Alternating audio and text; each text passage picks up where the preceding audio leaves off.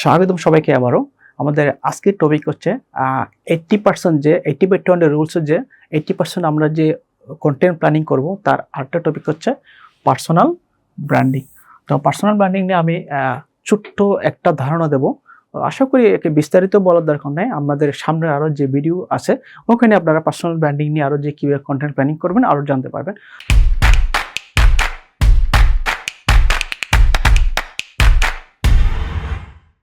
তো আজকে আমি পার্সোনাল ব্র্যান্ডিং নিয়ে সামান্য একটু ধারণা দেবো কীভাবে আপনি 80/20 রুলসের মধ্যেই আপনি কীভাবে পার্সোনাল ব্র্যান্ডিং করবেন অল্প করে। তো ওইটা নিয়ে আমি বলতেছি। তো আপনার আগের ভিডিওতে দেখছেন হচ্ছে আপনারা ওই যে প্ল্যাটফর্ম বাছাই হচ্ছে প্ল্যাটফর্ম কীভাবে বাছাই করবেন, তাদেরকে ওই প্ল্যাটফর্মে গিয়ে তাদের অডিয়েন্স রিসার্চ কীভাবে করবেন ওটা সম্পর্কে জানছেন। তো আমি আশা করি যে প্ল্যাটফর্মটা বাছাই করছেন ওইটাই হচ্ছে মনে করি ফেসবুক।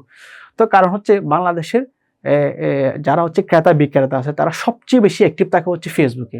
প্রায় হচ্ছে আমাদের বাংলাদেশে 56 মিলিয়ন অর্থাৎ 56 মিলিয়ন ইউজার আছে হচ্ছে ফেসবুক ইউজার আছে বাংলাদেশে।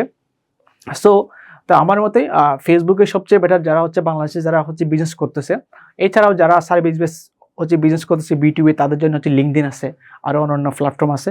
সো আর যারা ফ্রিল্যান্সিং করতেছে সেটা অন্য ব্যাপারে আর কি।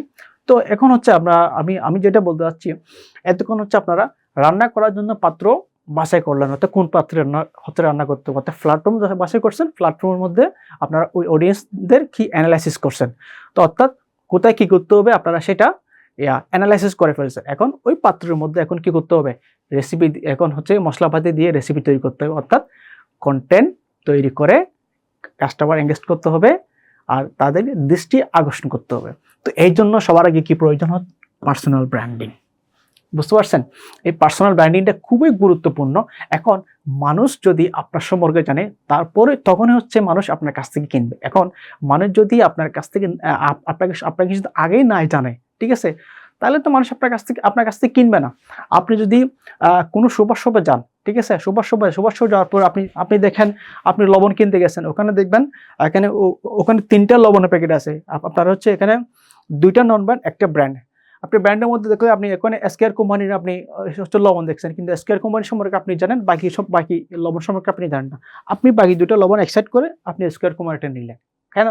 কারণ এসকেআর কোম্পানি তারা হচ্ছে ব্র্যান্ড অ্যাওয়ারনেস করছে, ব্র্যান্ড অ্যাওয়ারনেসের মাধ্যমে তারা আপনার ব্র্যান্ডের মধ্যে সেট করে দিছে এই লবণটা সম্পর্কে, এই প্রোডাক্ট সম্পর্কে সেট করে দিছে।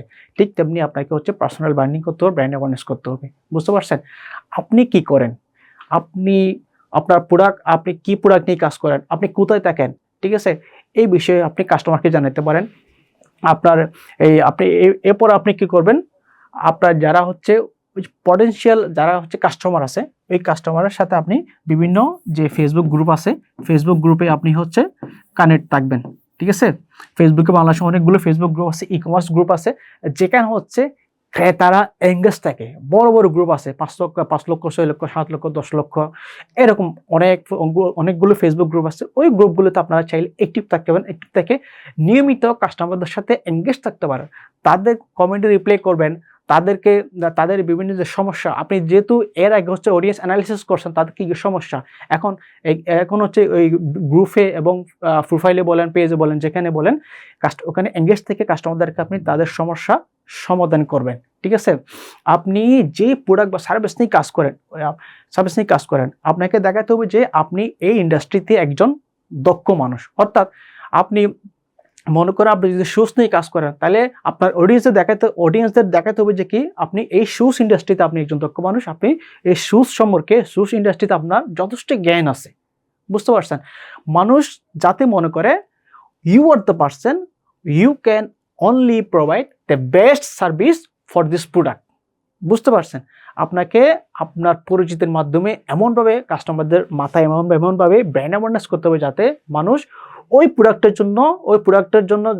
কেনার জন্য যখন মানুষ মাথায় আনে তখন সবার আগে যাতে আপনার নামটা আসে, আপনাকে ওভাবে হচ্ছে পার্সোনাল ব্র্যান্ডিং করতে হবে। মনে রাখবেন, আপনার অ্যাক্টিভিটি হচ্ছে আপনার পার্সোনাল ব্র্যান্ডিং।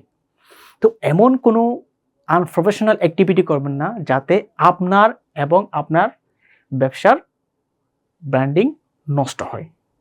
সো এটা হচ্ছে পার্সোনাল ব্র্যান্ডিংয়ের একটু অল্প একটু ধারণা দিলাম। আমরা নেক্সট ভিডিওতে যাব। আমরা এরপরে হচ্ছে এই 80% আরো কন্টেন্ট প্ল্যানিং আছে আমাদের। আমরা নেক্সট ভিডিওতে যাব। সো ততক্ষণে আমার চ্যানেলটি সাবস্ক্রাইব করে সাথেই থাকুন।